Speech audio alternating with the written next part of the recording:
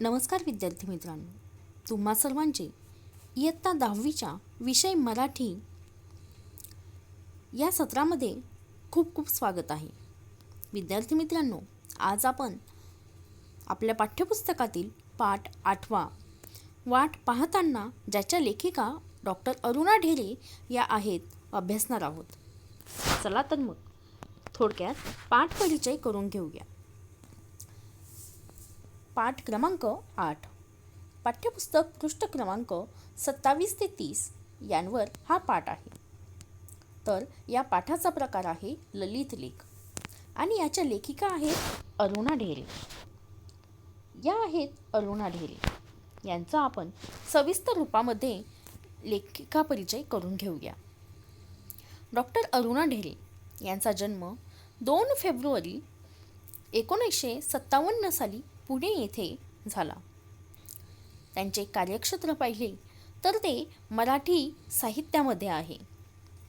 तसेच साहित्य प्रकार, कथा, कादंबरी, ललित लेख, संशोधनपर लेख, आस्वादक, समीक्षा यांमध्ये त्यांनी भरपूर असे लेखन केले आहे.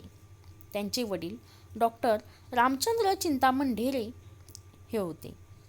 त्याचप्रमाणे त्यांना अनंत लावसेटवार पुरस्काराने गौरविण्यात आलेले आहे.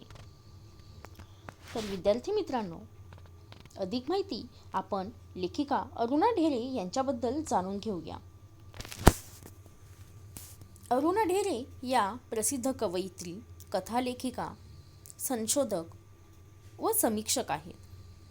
कथा, कादंबरी, ललित लेख, आस्वादक, समीक्षा, संशोधनपर लेखन असे त्यांनी विविधांगी विपुल असे लेखन केले आहे. काव्यात्मक कथा आणि मानवी नात्यांचा शोध ही त्यांच्या ललित साहित्याची वैशिष्ट्ये आहेत. त्यांचे प्रारंभ, यक्षरात्र, मंत्राक्षर, निरंजन, जावे जन्माकडे हे कवितासंग्रह प्रसिद्ध आहेत. त्याचप्रमाणे कृष्ण किनारा, अज्ञात झऱ्यावर हे कथासंग्रह देखील प्रसिद्ध आहेत. रूपोत्सव हा स्फुट लेख संग्रह, तसेच मैत्रेयी ही कादंबरी आणि नागमंडल लोकसंस्कृतीची रंगरूपे, विस्मृत चित्रे हे संशोधनात्मक, समीक्षात्मक लेखन प्रसिद्ध आहे.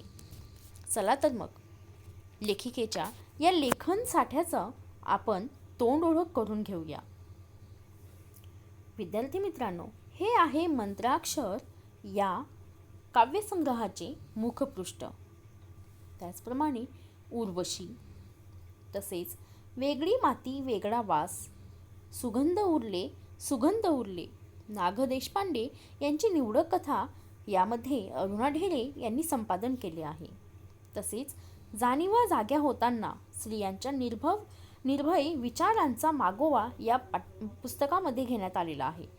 तसेच श्रीलिखित मराठी कथा या पुस्तकामध्ये संपादित करण्यात आलेल्या आहेत. त्याचप्रमाणे कवितेच्या शोधात, तसेच दुर्गा भागवत, व्यक्ती, विचार आणि कार्य याचे संपादन अरुणा ढेरे यांनी केले आहे. विद्यार्थी मित्रांनो, आता तुम्हाला आठवतच असेल दुर्गा भागवत यांचा आपण कोणता पाठ अभ्यासला आहे बरं आपल्या पाठ्यपुस्तकात, आठवतोय ना? तसेच उमदा लेखक, उमदा माणूस, काळोख आणि पाणी, मनातलं आभाळ, अंधारातले दिवे असे विपुल असे साहित्य अरुणा ढेरे यांनी आपल्यासमोर मांडले आहे. चला तर मग आता आपण पाठाकडे वळूया. सर्वात आधी आपण पाठ परिचय करून घेऊया. प्रत्येक व्यक्तीच्या आयुष्यात कशाची न कशाची तरी वाट बघणे ही अटळ गोष्ट असते. प्रस्तुत पाठात लेखिकेने वाट पाहणे या गोष्टीचे अनेकविध पैलू उलगडून दाखवले आहेत. वाट पाहणे हा अनुभव कधी सुखद तर कधी दुःखद असू शकतो. त्यात कधी उत्कंठा, हुरूर असते तर कधी दडपण असते, हे या पाठातून आपल्याला लक्षात येते. आता सर्वांच्या मनामध्ये एक उत्कंठा आहे, एक हुरहुर आहे की बाबा हा कोरोना कधीचा जातोय कधी नाही. आणि विद्यार्थ्यांच्या मनात तर एकच उत्कंठा दडलेली आहे. ती दडलेली उत्कंठा म्हणजेच आमच्या शाळा कधी उघडतील, कधी नाही, असे प्रत्येकाला वाटत आहे. आणि प्रत्येक जण प्रत्येक गोष्टीची, या साऱ्या गोष्टींची वाट पाहत आहे. चला तर मग लेखिकेने वाट पाहताना या पाठामध्ये कोणते कोणते विविध पैलू मांडलेले आहेत ते आपण आता पाहूया. वाट पाहताना. होळीनंतर झपाट्यानं थंडी कमी होत जायची आणि आंब्यावर मोहोर नुसता घमघमत असायचा. परीक्षा तोंडावर आलेली असायची. मोकळ्या अंगणात अंथरुणं पडायची ती सुट्टी लागल्यावर. पण मार्च एप्रिलमध्ये आम्हाला गॅलरीत झोपायला मिळायचं. रात्रीचे मऊगार हात अंगावर फिरायला लागले की झोपेची गडद चाहूल यायची. डोळे मिटताना मनात एकच संदेश जागा व्हायचा, उद्या कोकिळेचं कुहू ऐकू येईल का, बघू हं. पहाटे पहाटे गाढ झोपेत असतानाच तो कुहू कुहू आवाज कानावर यायचा आणि त्या आवाजाची वाट पाहणं सार्थक होऊन जायचं. विद्यार्थी मित्रांनो, या प्रकट वाचनानंतर आपण लगोलग यातील स्पष्टीकरण सुद्धा पाहूया. होळीनंतर थंडी झपाट्यानं कमी होत जायची. आता होळी हा सर्वांचा आवडता सण आहे. मग होळी हा सण कोणत्या महिन्यामध्ये येतो? तर होळी हा सण मार्च या इंग्रजी महिन्यामध्ये येत असतो. आणि मग हळूहळू या होळीनंतर या मार्च महिन्यामध्ये थंडी झपाट्यानं कमी होत जाते आणि आपल्याला उकाडा मात्र जाणवायला सुरुवात होत असते. आणि याच वेळेत निसर्गाचा एक बदल म्हणजेच अनेक वृक्षांवर जसे आंब्याला सुद्धा मोहोर येत असतो. आणि मग हा आंब्याचा मोहोर या संपूर्ण झाडाला बहरून टाकत असतो. परीक्षा तोंडावर आलेली असायची. मोकळ्या अंगणात अंथरुणं पडायची ती सुट्टी लागल्यावर. पण मात्र लेखिका म्हणतात की त्यांना मार्च आणि एप्रिलमध्ये गॅलरीत झोपायला मिळत असायचं. आणि मग मार्च आणि एप्रिल महिना हा विद्यार्थ्यांसाठी साऱ्यासाठी हा कष्टाचा असतो, कारण यामध्ये अनेकांच्या परीक्षा असतात. आणि मग या परीक्षांसाठी पास होण्यासाठी अनेक चांगल्या प्रकारे आपले गुण मिळवण्यासाठी अनेक जण प्रयत्न करत असतात. आणि मग यामध्ये परीक्षा तोंडावर आलेली असायची. लेखिका म्हणतात की मार्च आणि एप्रिलमध्ये मात्र आम्हाला गॅलरीत झोपायला मिळायचं आणि मोकळ्या अंगणात अंथरुणं पडायची ती सुट्टी लागल्यावरच. मग रात्रीचे मऊ गार हात अंगावर फिरायला लागले की झोपेची गडद चाहूल लागायची. आणि मग मात्र मनात डोळे मिटण्याच्या आधी एकच विचार यायचा, एकच संदेश यायचा की उद्या पहाटे आपल्याला कोकिळेचं कुहू कुहू ऐकू येईल ना, बघू हं. आणि मग पहाटे पहाटे हा आवाज कानावर पडला की मात्र हे वाट पाहणं सार्थक होऊन जायचं. विद्यार्थी मित्रांनो, सार्थक होऊन जाणे म्हणजेच सत्कारणी लागणे. म्हणजेच लेखिकेचं कुहू कुहू हा आवाज कानावर येऊन जी आवाज कोकिळेचा आवाज पाहण्याची जी उत्कंठा होती ती उत्कंठा ही सार्थक होत असायची. ते वाट पाहणं सत्कारणी लागत असायचं.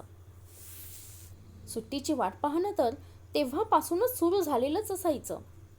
अभ्यासाचा आळस नसायचा. पाठांतर आवडायचं. नेमलेली पुस्तकं गोष्टीच्या पुस्तकांइतकीच परत परत आवडीनं वाचली जायची. पण अभ्यासाचं वही पुस्तक जरा बाजूला झालं की सुट्टीची आठवण उसळी मारून वर यायची.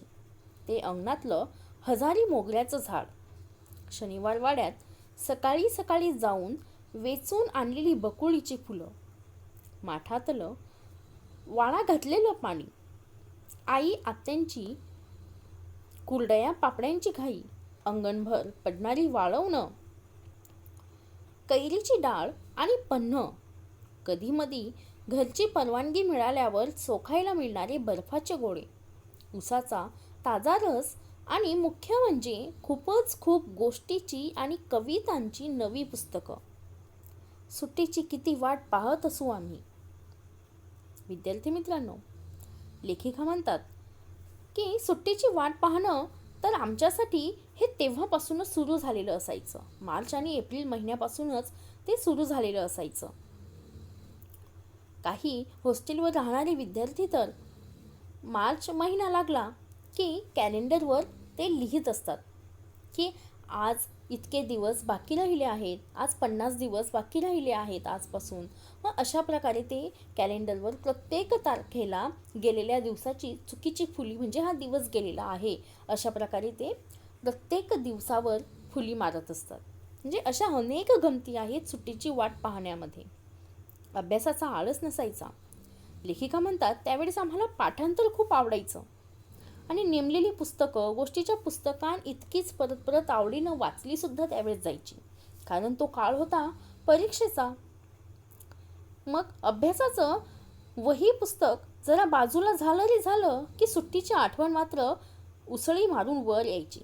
आणि मग ही आठवण वर का यायची या मागे सुद्धा एक कारण आहे. आणि ते कारण म्हणजे ते अंगणातलं हजारी मोगऱ्याचं झाड. हजारी मोगरा हा एक मोगऱ्याचाच प्रकार आहे, ज्यामध्ये मोगऱ्याची फुलं ही गुच्छची गुच्छ येत असतात. तसेच शनिवार वाड्यात सकाळी सकाळी जाऊन वेचून आणलेली बकुळीची फुलं. विद्यार्थी मित्रांनो, शनिवार वाडा, तुम्ही सर्वांनी शनिवार वाडा पाहिलंच असेल. शनिवार वाडा कुठे आहे बरं? तर हा शनिवार वाडा पुणे येथे आहे. आणि मग या शनिवार वाड्यात जाऊन वेचून आणलेली बकुळीची सुंदर अशी फुलं. त्याचप्रमाणे माठातलं वाळा घातलेलं पाणी. हे वाळा घातलेलं पाणी आरोग्यासाठी अत्यंत लाभदायक असं असतं. हा आहे औषधी वनस्पती वाळा. आणि मग हे एक प्रकारचं औषधी गवत आहे. आणि मग हे गवत वाळवून याचा वाळा बनवल्या जातात. आणि हे उन्हाळ्याच्या दिवसांमध्ये माठातील पाणी गार होण्यासाठी त्यामध्ये ते पाण्यामध्ये टाकलं जात असतं. मग हे वाळा घातलेलं माठातलं पाणी पिणं आरोग्यासाठी अत्यंत लाभदायक असतं. आणि म्हणूनच लेखिका म्हणतात की उन्हाळ्यामध्ये त्यांना वाळा घातलेलं माठातलं पाणी प्यायला मिळत असायचं. तसेच शनिवार वाड्यात जाऊन पहाटे पहाटे वेचलेली बकुळीची सुंदर अशी फुलं, अंगणातलं हजारी मोगऱ्याचं झाड. आणि त्याचप्रमाणे लेखिकेच्या आई आत्यांची कुरडई पापड्यांची घाई. तसेच अंगणभर पडणारी वाळवणं. तुम्हाला सुद्धा आठवतच असेल, आपल्या घरी उन्हाळा लागला की सर्व घरातील गृहिणी मंडळींची, महिला मंडळींची घरामध्ये वाळवणं बनवायला लगबग चालू होऊन जात असते. मग सर्वजणी मिळून कुरडया, पापड्या, चकल्या, अनेक प्रकारचे विविध प्रकारचे पापड बनवण्यामध्ये लक्ष घालत असतात. तसेच कैरीची डाळ आणि पन्ह हा तर उन्हाळ्यातला सर्वांचा आवडीचा पदार्थ आहे, ज्यामध्ये कैरी आणि त्यापासून बनवलेलं पन्ह हे आरोग्यासाठी लाभदायक तर आहेच, परंतु ते पिण्याची गंमतच भारी आहे. त्याचप्रमाणे कधीमधी घरची परवानगी मिळाल्यावर चोखायला मिळणारे बर्फाचे गोळे, उसाचा ताजा रस आणि मुख्य म्हणजे खूप गोष्टीची आणि कवितांची पुस्तकं लेखिकेला त्यावेळेस वाचायला मिळत असायची. आणि म्हणूनच लेखिका म्हणतात की त्या आतुरतेने सुट्टीची वाट बघत असायच्या. पुढे लेखिका म्हणतात, आमच्या भल्या मोठ्या वाड्यात पुष्कळ बिराळं असली तरी अख्ख्या वाड्याला मिळून असलेला एक चौथा मजला म्हणजे माळाच होता.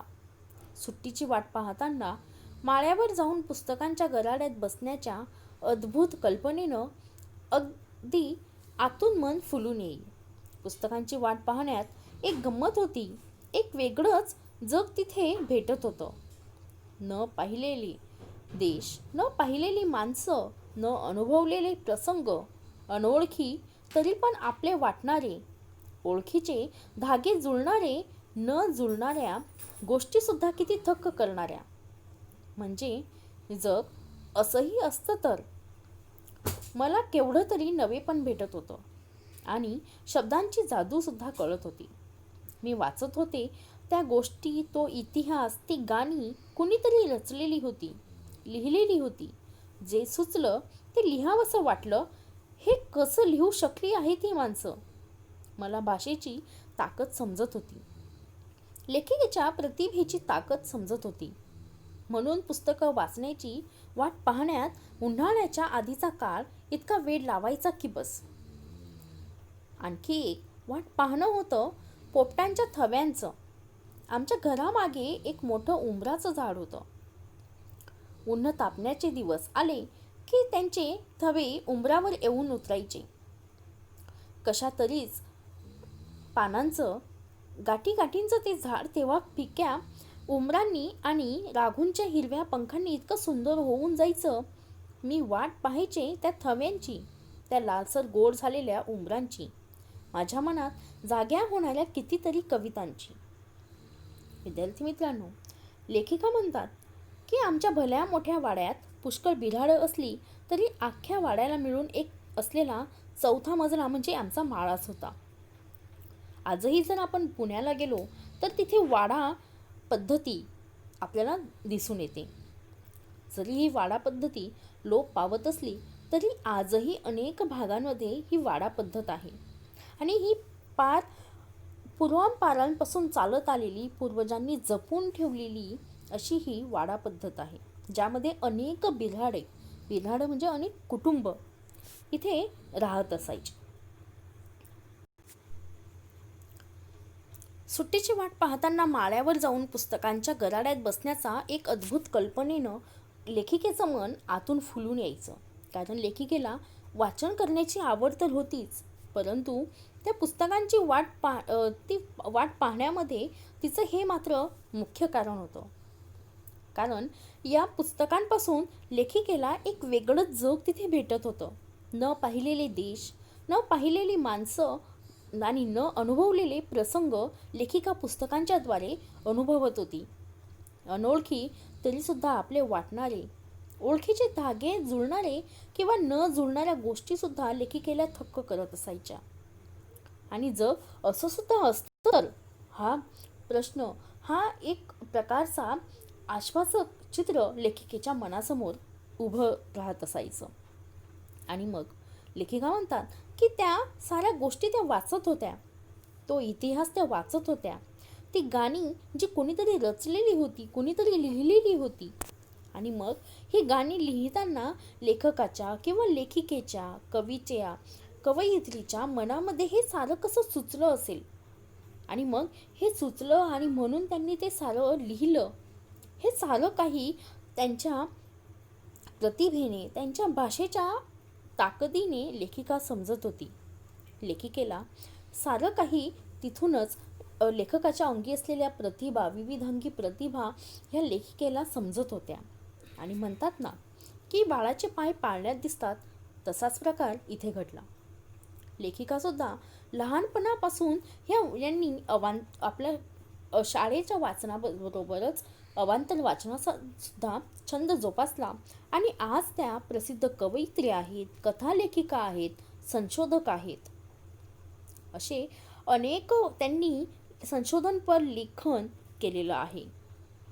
त्याचप्रमाणे आपण आताच पाहिले की त्यांनी भरपूर सारे असे पुस्तकं लिहिली आहेत. आणि मग म्हणून पुस्तकं वाचण्याची लेखिका म्हणतात की उन्हाळ्याच्या आधीचा काळ हा मला खूप वेळ लावायचा. लेखिकेला वाचन करण्याची आवड होतीच. आणखी एक गोष्ट, लेखिकेच्या वाट पाहण्याच्या मागे एक कारण होतं. आणि ते कारण म्हणजेच पोपटांच्या थवांचं. पोपट, त्यालाच समानार्थी शब्द आहे राघू, रावा. लेखिका सांगतात की आमच्या घरामागे एक मोठं असं उमराचं झाड होतं.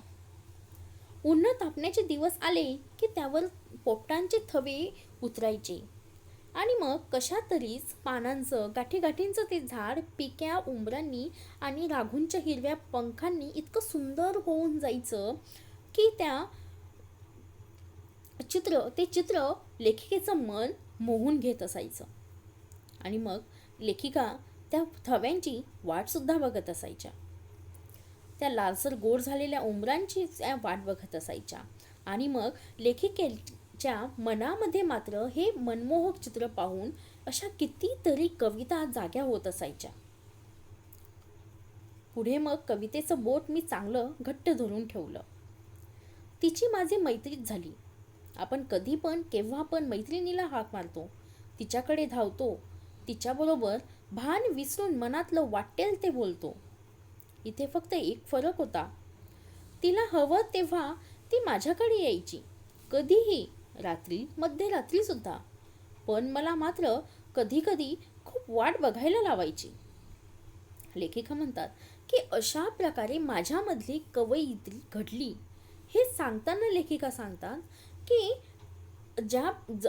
प्रमाणे मी सुट्टीची वाट पाहत होती आणि या सुट्टी लागल्यानंतर भरपूर असं मी वाचन करत होती. अनेक लेखकांची भाषेची ताकद मी समजून घेत होती आणि ही भाषेची ताकद समजून घेता घेता लेखिका सुद्धा स्वतः कविता बनवायला लागल्या, कविता करायला लागल्या. आणि मग त्यांनी कवितेचं बोट ते चांगलं घट्ट धरून ठेवलं आणि मग लेखिका आणि कविता ह्या दोघं चांगल्या मैत्रिणी झाल्या. लेखिका म्हणतात की आपण कधी पण मैत्रिणीला हाक मारतो, तिच्याकडे धावतो, तिच्याबरोबर भान विसरून मनातलं वाटेल ते बोलतो. तसंच लेखिकेचं आणि कवितेचं सुद्धा झालं. इथे फक्त फरक असा होता की कविता ही लेखिकेकडे जेव्हा तिला पाहिजे तेव्हा ती येत असायची. मग ती कधीही यायची, रात्री, मध्यरात्री सुद्धा ती लेखिकेला सुचत असायची. आणि मग मात्र कधी कधी लेखिकेला खूप वाट सुद्धा पाहायला लावायची. आणि हे वाट पाहणं सुद्धा अत्यंत लाभदायक असं होतं. असं हे वाट पाहणं अजून कशा प्रकारे लेखिकाने आपल्यासमोर मांडलं आहे ते पाहूया पान नंबर 28 वर. मी हाक मारल्यानंतर हमखास येईलच असं नसायचं कवितेचं. मग तिची वाट पाहणं, अस्वस्थ होणं, कशातच मन लागेनासं होणं, आई आत्याची ती बोलणी खाणं. आज ते वाट पाहणं आठवलं तर मी पुन्हा हुरहुरते. उमराच्या पिकल्या फळांवर पोपटांचे हिरवे पंख पुन्हा उतरून यावेत असं उगाच वाटत राहतं. लेखिका म्हणतात की कवितेचं असं होतं की लेखिकेने जर हाक मारली तर ती हमखास येईलच असं नसायचं. तिची खूप वाट पाहत लागत असायची. आणि मग ती वाट पाहत असताना अस्वस्थ होऊन जाणं आणि मग ती सुचत नाही आहे म्हणून कशातच मन रमत नसायचं. त्यामुळे लेखिकेला आईची किंवा आत्याची बोलणी खावी लागत असायची. आणि मग लेखिका म्हणतात की आजही मला जर ते वाट पाहणं आठवलं तर मी पुन्हा पुन्हा हुरहुरते. आणि मग मला असं वाटतं की उमराच्या पिकल्या फळांवर पोपटांचे हिरवे पंख पुन्हा उतरून यावेत, कारण ते पाहून मला कविता सुचत असायच्या. आणि मग ते असं उगाच लेखिकेला वाटत असतं. लेखिका पुढे म्हणतात, आमची आत्या तेव्हा उरुळी कांचनच्या मराठी शाळेत नोकरी करायची. तेव्हा आजच्यासारखी उरुळीला सहज जाण्याजोगी वाहनांची सोय नव्हती. आत्या सकाळी 8 वाजताच घरातून जायची, बस पकडून रेल्वे स्टेशनला जायची. मग पॅसेंजरनं उरुळी परतताना तसंच. गाडी पुष्कळदा उशिरा सुटायची. पुन्हा पुणे स्टेशनवरून बसनं घरी परतायला तिला कधी 9, 9:30 सुद्धा व्हायचे. आम्ही भावंड तेव्हा तिची वाट बघत वाड्याच्या दिंडी दरवाजात उभे राहायचो. आत्या येईपर्यंत वाट बघून रडू गळ्याशी दाटलेलं असायचं. ती आली की धाकटा भाऊ झेप घेऊन तिला लोंबकळायचा आणि मी रडू आवरत हसायची. सगळा शेष निपटून सगळा शोष निपटून तिच्याजवळ घेण्यानं शांत वाटायचं. तिला नोकरी करणं भाग होतं आणि आमचं वाट पाहणं अटळ. आज हे समजतं, पण तेव्हा जीव नुसता फुटून जायचा. कसली कसली भीती दाटत तर लेखिका म्हणतात की त्यांची आत्या उरुळी कांचनच्या मराठी शाळेत नोकरी करायची. उरुळी कांचन हे पुण्याकडील एक गाव आहे. आणि मग तेव्हा आजच्यासारखी उरुळीला सहज जाण्यायोगी वाहनांची सोय नव्हती. म्हणून मग लेखिकेची आत्या सकाळी 8 वाजताच घरातून जायची. बस पकडून रेल्वे स्टेशनला जायचं आणि मग रेल्वे स्टेशनहून उरुळीला पॅसेंजरने जायचं. आणि मग अशाच प्रकारे परतताना तसंच करावं लागत असायचं. मग गाडी पुष्कळदा उशिरा सुटायची. पुन्हा पुणे स्टेशनला उतरायचं, तिथून बसने घरी जायचं आणि मग अशा वेळी रात्रीचे 9, 9:30 सुद्धा होत असायचे. पण मात्र घरी लेखिकेची भावंड आणि लेखिका तिच्या आत्याची वाट पाहत वाड्याच्या दिंडी दरवाजात उभी राहायची. विद्यार्थी मित्रांनो, आपला या आधीचा पाठ आजी कुटुंबाचा आगळ या पाठामध्ये दिंडी दरवाजाबद्दल आपण अधिक माहिती घेतलीच आहे. मग लेखिका आणि तिचे भावंड या दिंडी दरवाजात उभे राहून तिच्या आत्याची वाट पाहत असायचे. आत्या येईपर्यंत वाट बघत असायची आणि मग त्यांच्यामध्ये ही वाट पाहणं एक वेगळीच उत्कंठा किंवा हुरहुर सुद्धा दाटून असायची. कधीकधी त्यांना ही वाट पाहणं दुःखद सुद्धा वाटत असायची आणि त्यामुळे त्यांच्या साऱ्या भावंडांचं रडू गळ्याशी दाटलेलं असायचं.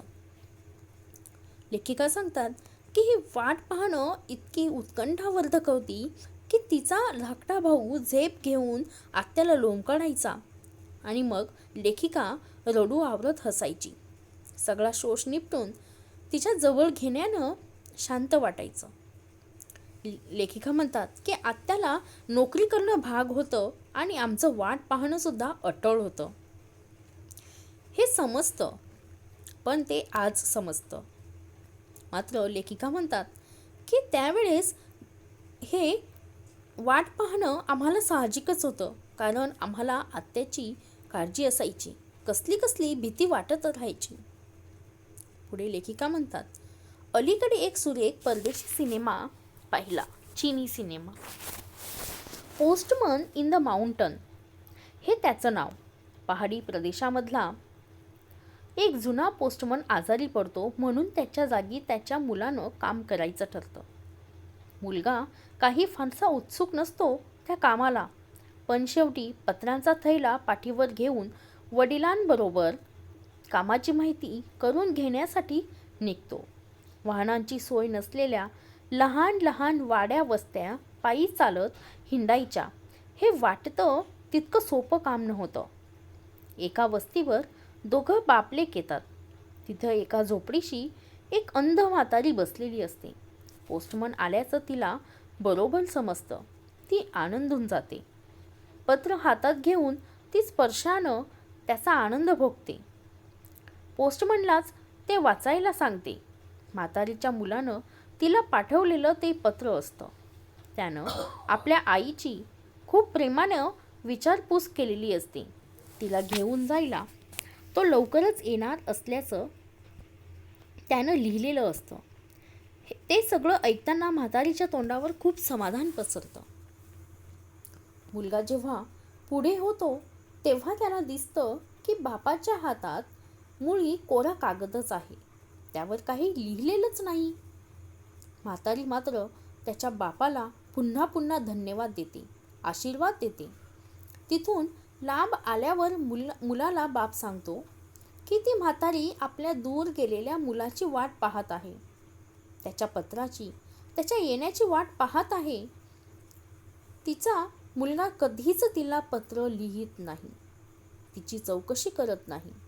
पण तिचं वाट पाहणं पोस्टमनला मात्र सहन होत नाही. त्या म्हातारीला आनंद वाटावा म्हणून दरवेळी पोस्टमन मनानंच कोरपत्र वाचत आलेला असतो आणि म्हातारीचे म्हातारीचे शेवटचे दिवस त्यामुळे समाधानात चाललेले असतात. आता त्याच्या तरुण मुलानं त्याची जागा घेताना हेच नाटक पुढे चालवायचं आहे. विद्यार्थी मित्रांनो, लेखिका म्हणतात की अलीकडेच मी एक सुरेख असा परदेशी सिनेमा पाहिला आणि तो सिनेमा चीनी सिनेमा होता, ज्याचं नाव होतं postman in the mountain. Postman in the mountain हा एक चीनी सिनेमा आहे आणि या चीनी सिनेमाबद्दल माहिती सांगताना लेखिका सांगतात की पहाडी प्रदेशातला हा एक जुना पोस्टमन आजारी पडतो, म्हणून त्याच्या जागी त्याच्या मुलानं काम करायचं ठरतं. मुलगा काही फारसा उत्सुक नसतो, पण शेवटी पाठीवर त्या पत्रांचा थैला घेऊन वडिलांबरोबर तो सुद्धा जातो. विद्यार्थी मित्रांनो, काही पहाडी प्रदेशांमध्ये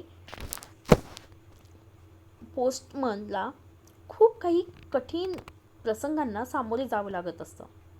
जसं आपण या छायाचित्रात पाहू शकतो की कशा प्रकारे या पहाडी प्रदेशामध्ये हा पोस्टमन आपल्या पत्रांचा थैला घेऊन ते वितरित करण्यासाठी जात आहे. तर मग मुलगा आणि पोस्टमन हे दोघं बापलेक पत्रांचा थैला पाठीवर टांगून ते दोघं जात असतात. वाहनांची सोय नसलेल्या लहान लहान वाड्या वस्त्या पायी चालत हिंडायचं असतं. हे वाटतं तितकं सोपं नव्हतं. आजकाल भरपूर अशा सोयी आपल्याला उपलब्ध झालेल्या आहेत, जसे मोबाईल फोन आहेत, त्याचप्रमाणे टेलिफोन होते. त्याचप्रमाणे आजकाल जर पत्र आलं तर आपल्याला आधी फोनसुद्धा येत असतो की तुमच्याबद्दलचं काही पत्र आलेलं आहे. मग त्यावेळेस आपण तिथे पोस्टातच जाण्याची आपली स्वतः सोय करत असतो. परंतु पूर्वीच्या काळी असे नव्हते. मग एका वस्तीवर दोघे बाबलेक येतात आणि तिथं एका झोपडीची एक अंध म्हातारी बसलेली असते. पोस्टमन आल्याचं कळताच तिला खूप आनंद होतो. म्हातारी अंध होती, त्यामुळे तिला काही दिसत नाही, परंतु तिला ते जाणवतं की पोस्टमन आलेला आहे. ती मात्र आनंदून जाते. पत्र हातात घेऊन ती स्पर्शाने त्याचा आनंद घेत असते, कारण ते पत्र तिच्या मुलाने तिला पाठवलेलं असतं आणि त्यानं आपल्या आईची खूप प्रेमानं विचारपूस केलेली असते. विचारपूस करणे म्हणजे खुशाली विचारणे किंवा चौकशी करणे. आणि मग तिला घेऊन यायला तो लवकरच येणार असल्याचं त्यानं लिहिलेलं असतं. हे सारं काही त्या म्हातारीला, त्या अंध म्हातारीला पोस्टमनच वाचून दाखवत असतो. आणि मग हे ऐकत असताना म्हातारीच्या तोंडावर खूप समाधान पसरत असतं. हे सर्व काही घडत असताना तिथे पोस्टमनचा मुलगा सुद्धा हजर होता आणि तो मुलगा जेव्हा पुढे होतो तेव्हा त्याला दिसतं की त्याच्या बापाच्या हातात मुळी एक कोरा कागदच आहे, त्यावर काही लिहिलेलंच नाही. म्हातारी मात्र त्याच्या बापाला पुन्हा पुन्हा धन्यवाद देत असते, आशीर्वाद देत असते. आणि मग हा कोरा कागद आपले वडील, आपला बाप का वाचत होता, म्हातारीच्या ते खोटं वाचून ऐकून सुद्धा म्हातारीच्या तोंडावर समाधान का होतं, या मागचं कारण त्या मुलाला ऐकून घ्यायचं होतं. आणि मग तिथून लांब आल्यावर मुलाला बाप सांगतो की ती म्हातारी आपल्या दूर गेलेल्या मुलाची वाट पाहत आहे. त्याच्या पत्राची ती वाट पाहत असते, त्याच्या येण्याची ती वाट पाहत असते. तिचा मुलगा मात्र तिला कधीही पत्र लिहित नाही, तिची चौकशी करत नाही. पण मात्र यामागे त्या म्हातारीचं, त्या अंध म्हातारीचं तिच्या मुलाकरिता वाट पाहणं पोस्टमनला सहन होत नाही. आणि मग त्या म्हातारीला आनंद वाटावा, तिचं वाट पाहणं सार्थकी लागावं, सत्कारणी लागावं, म्हणून दरवेळी पोस्टमन मनानंच कोरपत्र वाचत आलेला असतो आणि म्हातारीचे शेवटचे दिवस त्यामुळे समाधानात चाललेले असतात. आता हीच परंपरा त्या तरुण मुलानं पोस्टमनची जागा घेत असताना हे नाटक चालवायचं होतं. ही परंपरा पुढे त्यांना चालवायचं होतं. आणि म्हातारीचे शेवटचे हे समाधानाचे दिवस आनंदाने जाण्याकरिता त्याला सुद्धा प्रयत्न करायचे होते. शहरगावी राहणाऱ्या मुलाची पत्र हाच म्हातारीच्या जगण्याचा एकमेव आधार आहे हे ओळखलं आहे त्या प्रौढ समंजस पोस्टमननं. तो नुसता पत्र पोहोचवणारा सरकारी नोकर नाही, तो माणूस आहे, भला माणूस. आपल्या तरुण मुलाला तो केवळ पहाडातल्या वाटा आणि खेडी दाखवत नाही, तो त्याला माणसं दाखवत आहे. माणसांपर्यंत पोहोचवण्याचे पूल दाखवतो आहे. म्हातारीचं वाट पाहणं सुखाचं करण्याची रीत त्यानं मुलाला समजावली आहे. वाट पाहणं ही गोष्ट एरवी सुखाची थोडीच असते. दुःख, काळजी, भीती, अस्वस्थता, तडफड कितीतरी गोष्टी असतात त्यात भरलेल्या. पावसाची वाट पाहणाऱ्या शेतकऱ्याचे डोळे आठवा जरा, किंवा विठूच्या दर्शनाची वाट पाहणाऱ्या संतांचे अभंग आठवा. त्या करुणेचा स्पर्श झाला की लक्षात येतं, एखाद्या गोष्टीची वाट पाहायला लागते तेव्हाच तिची किंमत कळत जाते. कित्येक मोलाच्या गोष्टी सहज मिळाल्या तर त्याचं मोलच आपल्या लक्षात येत नाही. वाट पाहताना आपण संयम शिकतो, धीर धरायला शिकतो, एखाद्या गोष्टीवरचा विश्वास घट्ट करायला शिकतो. श्रद्धा डोळस आणि पक्की होत जाते, ध्यास वाढत जातो. हे सगळं एका वाट पाहण्याची गोष्ट करताना सहज मनात येत आहे आणि वाटतं की जे हवं ते सहज हाती येऊच नये. थोडी वाट पाहायला लागावी, थोडी तडफड भोगायला लागावी, तरच सुखाची चव वाढेल, यशाची गोडी वाढेल, प्रेमातली मायेतली तृप्ती वाढेल आणि आयुष्याबद्दलची ओढही वाढेल. लेखिका म्हणतात की शहरगावी राहणाऱ्या मुलाची पत्र हाच त्या अंध म्हातारीच्या जगण्याचा एकमेव आधार होता. आणि हे ओळखलं त्या प्रौढ समंजस पोस्टमनने. आता हा पोस्टमन होताच एक सरकारी नोकर, परंतु हा जो पोस्टमन आहे तो एक माणूस आहे. आणि माणुसकीच्या नात्याने तो एक भला माणूस सुद्धा तो बनला. आणि मग आपल्याला अनेक लोकांना त्याने अशा प्रकारचा आनंद दिला. आणि हा आनंद देताना त्याची एक इच्छा म्हणून तो आपल्या मुलाला सुद्धा तो केवळ पहाडातल्या वाटा किंवा खेडी दाखवत नव्हता, तर तो त्याला माणसं दाखवत होता. आणि माणसांपर्यंत पोहोचवणारा सुखाचा जो पूल होता, तो पूल तो त्याच्याशी ओळख करून देत होता. म्हातारीचं वाट पाहणं सुखाचं करण्याची रीत त्या मुलाला त्याने समजावली सुद्धा आहे. वाट पाहणं ही गोष्ट सुखाची नाही. दुःख, काळजी, भीती, अस्वस्थता, तडफड अशा कितीतरी गोष्टी आहेत ज्या वाट पाहण्यामागे असतात. जर आपण वाट पाहणाऱ्या त्या शेतकऱ्याचे डोळे आठवले तर आपल्याला नक्कीच जाणवेल की त्यामागे एक भीती आहे की पाऊस नाही झाला तर यावर्षीचं आपलं उत्पन्न येणार नाही, पिकं येणार नाहीत, ही त्या शेतकऱ्याच्या मनामध्ये भीती असते. आणि म्हणून तो आतुरतेने चातकासारखी पावसाची वाट पाहत असतो. किंवा जर आपण विठुरायाच्या दर्शनाची वाट पाहणाऱ्या संतांचे अभंगसुद्धा आठवले तर मात्र आपल्याला कळतं की वाट पाहणं हे किती काळजीपूर्वक असतं किंवा काळजीयुक्त असतं. आणि त्यामुळे करुणेचा स्पर्श झाला की आपल्या लक्षात येतं की एखाद्या गोष्टीचं जर आपण वाट पाहत असू तर तेव्हाच आपल्याला त्या गोष्टीची किंमत कळत असते. कित्येक मोलाच्या गोष्टी सहज मिळाल्या तर त्यांचं मोल आपल्या लक्षात येणारच नाही. आणि म्हणून वाट पाहताना आपण अनेक गोष्टी शिकत असतो. जसं संयम शिकतो, धीर धरायला शिकत असतो, एखाद्या गोष्टीवरचा जो विश्वास असेल तो विश्वास घट्ट करायला शिकतो. आणि मग यामुळे आपली त्या गोष्टीवरची श्रद्धा डोळस आणि पक्की सुद्धा होत जात असते, आपला ध्यास वाढत असतो. आणि म्हणून लेखिका म्हणतात की हे सगळं वाट पाहण्याची गोष्ट करताना सहज मनामध्ये येत आहे. आणि वाटतं की जे हवं ते कधीच सहजपणे हाती येऊ नये.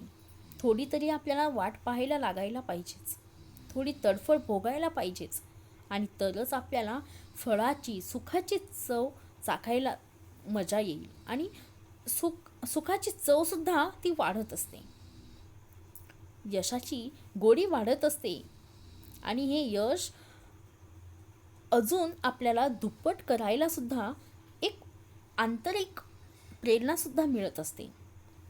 प्रेमातली मायेतली तृप्ती तर वाढतेच, आणि आपली आयुष्याबद्दलची ओढसुद्धा वाढत असते. अशा प्रकारे विद्यार्थी मित्रांनो, आज आपण वाट पाहताना हा पाठ अभ्यासला.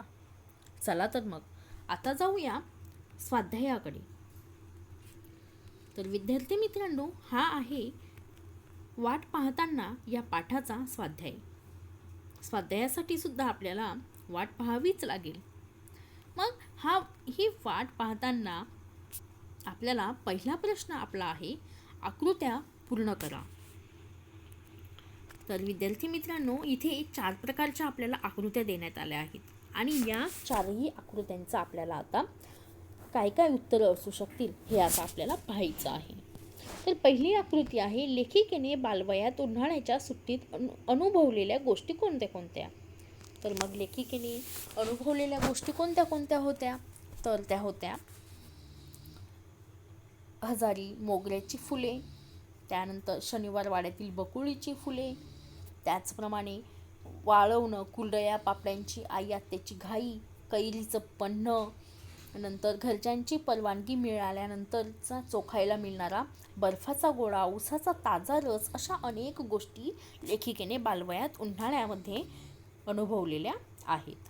तसेच पुस्तकांच्या वेगळ्या जगात लेखिकेला भेटलेल्या गोष्टी कोणत्या. आता विद्यार्थी मित्रांनो, तुम्ही सुद्धा पुस्तकं वाचत असतात, तर मग तुम्हाला सुद्धा अशा अनेक गोष्टी भेटत असतात.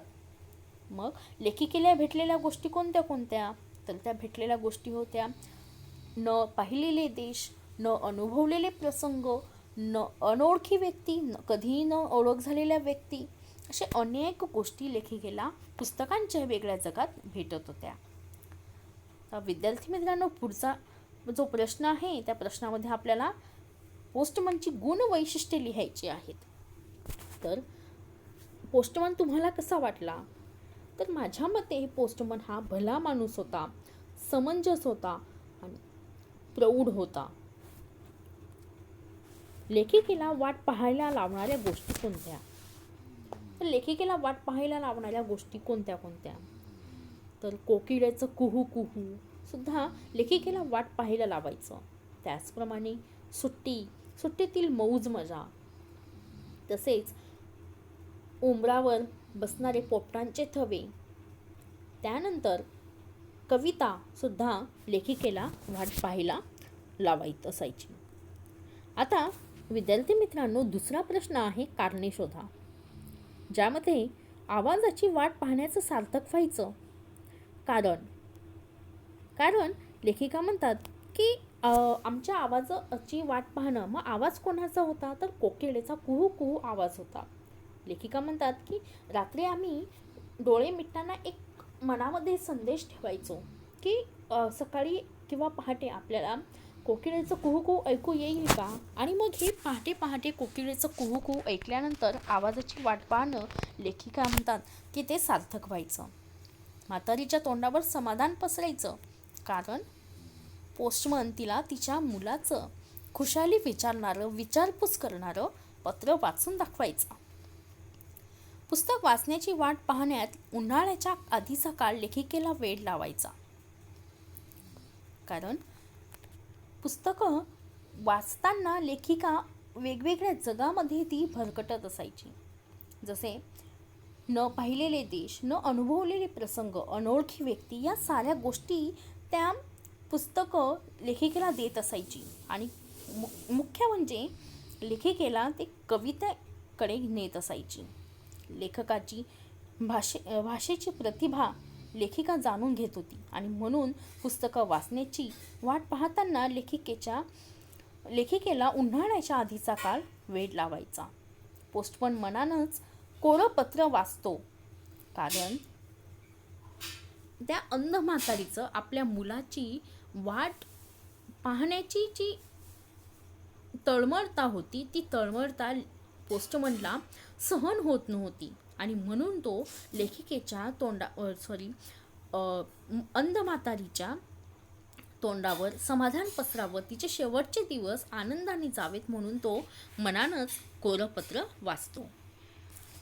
तर विद्यार्थी मित्रांनो, इथे आपल्याला तुलना करायची आहे व्यक्तीशी आणि कवितेशी.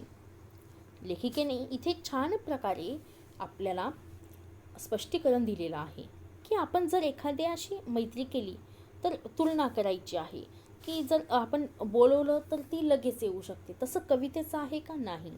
त्याचप्रमाणे आपण व्यक्तीशी भांडू शकतो, कवितेशी आपण भांडू शकत नाही. असे अनेक प्रकार आहेत की ते आपण व्यक्तीशी आणि कवितेशी मैत्री यांमध्ये तुलना करू शकतो. तसेच वाट पाहणे या प्रक्रियेबाबत पुढील मुद्द्यांना अनुसरून लेखिकेचे मत लिहून तक्ता पूर्ण करा. प्रश्न 4 आहे हा. वाट पाहणे प्रक्रियेतील समाविष्ट गोष्टी कोणत्या? त्याचप्रमाणे वाट पाहणे प्रक्रियेतून माणसाने शिकायच्या गोष्टी आणि वाट पाहण्याचे फायदे. आता वाट पाहणे प्रक्रियेतील समाविष्ट गोष्टी, तर यामध्ये अनेक गोष्टी समाविष्ट होऊ शकतात. जसे एखाद्याला पुस्तक वाचण्याची वाट पाहत असायची असेल, किंवा एखाद्याच्या पत्राची वाट पाहणं, जसं अंध म्हातारी तिच्या मुलाची पत्राची वाट पाहत होती, त्याचप्रमाणे लेखिका सुट्टीची वाट पाहत होती. तर या वाट पाहणे प्रक्रियेतून माणसाने शिकायच्या कोणत्या गोष्टी आहेत? तर माणूस यातून संयम शिकत असतो, धीर धरायला शिकत असतो. तर वाट पाहण्याचे फायदे कोणते? तर यातून वाट पाहण्यातून आपल्याला अनेक फायदे होत असतात. जसे आपल्या आयुष्याबद्दलची ओढ वाढत असते, मायेतली तृप्ती वाढत असते, ओलावा वाढत असतो. म्हणजे अशा प्रकारे वाट पाहण्याचे अनेक फायदे आहेत. चला तर मग आता जाऊया 5व्या प्रश्नाकडे, जो शेवटचा प्रश्न आहे. पाठाच्या शीर्षकाची समर्पकता तुमच्या शब्दात सांगा. यामध्ये तुम्हाला वाट पाहताना या शीर्षकाची, या नावाची समर्पकता म्हणजे हे किती प्रकारे योग्य असं शीर्षक आहे हे तुमच्या शब्दात आपल्याला मांडायचं आहे. त्याचप्रमाणे म्हातारीचं वाट पाहणं सुखाचं करण्यासाठी पोस्टमननं केलेल्या युक्तीबाबतचे तुमचे मत काय आहे ते सुद्धा तुम्ही लिहायचं आहे. जसं पोस्टमन त्या अंध म्हातारीला तिचं मुलाची वाट पाहणं किंवा मुलाच्या पत्राची वाट पाहणं हे सुखकारक होण्यासाठी तिला कोरं कागद वाचून तिला दाखवत असायचा. त्यामध्ये तो त्याच्या मनानेच त्याच्या मुलाने केलेली खुशाली दाखवत असायचा. आणि मग ही युक्ती तुम्हाला आवडली की नाही? मग ती आवडली असेल तर का आवडली याबद्दलचं तुमचं मत तुम्ही तिथे मांडायचं आहे. त्याचप्रमाणे वाट पाहणे एरवी सुखाची गोष्ट नसली तरी अनेक गोष्टींचे मोल जाणवून देणारी आहे. या विधानाची सत्यता तुम्हाला पटवून द्यायची आहे. बघा विद्यार्थी मित्रांनो, वाट पाहणे सुखाची गोष्ट नसली, कारण त्या वाट पाहण्यामध्ये मागे अनेक कारणं असू शकतात किंवा अनेक समर्पक कारणं असे सुद्धा तिथे असू शकतात. मग ह्या गोष्टी जर ही गोष्ट सुखाची नसेल तर गोष्टींचं मोल जाणवून देणारी आहे. कारण ती आपल्याला एखादी गोष्ट जर आपल्याला अनेक आतुरतेने मिळत असेल किंवा एखादी खूप कष्ट करून मिळत असेल, वाट पाहून जर ती आपल्याला मिळत असेल तर आपल्याला कळत असतं की ही गोष्ट मिळण्यासाठी आपण किती मेहनत घेतली आहे, किती कष्ट केले आहेत, हे आपल्याला त्या गोष्टीतून जाणवत असतं. अशा प्रकारे या विधानाची सत्यता तुम्हाला पटवून द्यायची आहे. तर विद्यार्थी मित्रांनो, आता आहे भाषा सौंदर्य. तर मराठी भाषा ही विविधांगी अशी भाषा आहे आणि या मराठी भाषेतील शब्द सामर्थ्य तिच्या शब्दात आहे. आणि मग वाट या एकाच शब्दाचा वापर विविध अर्थांनी करून एक अर्थपूर्ण मनोगत तयार झालेले आहे. ते मनोगत आता आपण आधी वाचून घेऊया. नमस्कार. तू वाट दाखवणार म्हणून काल तुझ्या पत्राची वाट पाहत होतो. त्या वाटेने पत्र आलेच नाही. नेहमी त्या वाटेवरून धावणारी पोस्टमन दादाची सायकलही त्या दिवशी धावली नाही. शेवटी सगळा दिवस वाट पाहण्यात गेला. साऱ्या दिवसाचीच वाट लागली आणि मी माझ्या घरच्या वाटेने माघारी फिरलो. मनात आले आपण पत्राचीच वाट पाहत होतो. आता कशाचीच वाट पाहू नये. आपणच आपली वाट निर्माण करावी, जी वाट नवनिर्मितीची ठरेल. वरील मनोगतात अभ्यास करा आणि त्यातील भाषिक सामर्थ्य जाणून घ्या. एका शब्दाचे वेगवेगळ्या संदर्भात वेगवेगळे अर्थ असणारे इतर काही शब्द वापरून तुम्हालाही असे मनोगत लिहिता येईल. आपल्या भाषिक क्षमता वाढवण्यासाठी यांचा सराव करत राहा. तर विद्यार्थी मित्रांनो, यामध्ये प्रत्येक वाक्यात आलेल्या वाट या शब्दाचा अर्थ वेगळा आहे आणि तो वेगवेगळ्या अर्थांसाठी सुद्धा वापरण्यात आलेला आहे. मग अशी अनेक शब्द आहेत जी तुम्ही शोधून काढायचे आहेत आणि अशाच प्रकारे तुम्ही सुद्धा तुमचं भाषिक शाब्दिक सामर्थ्य वाढवण्यासाठी यांचा सराव करायचा आहे. तर विद्यार्थी मित्रांनो, धन्यवाद. आणि आजचा व्हिडिओ जर तुम्हाला आवडला असेल तर लाईक करा, कमेंट करा, शेअर करा आणि असेच नवनवीन व्हिडिओ पाहण्यासाठी माझ्या यूट्यूब चॅनलला सबस्क्राईब करा. आता भेटूया पुढच्या भागात. धन्यवाद.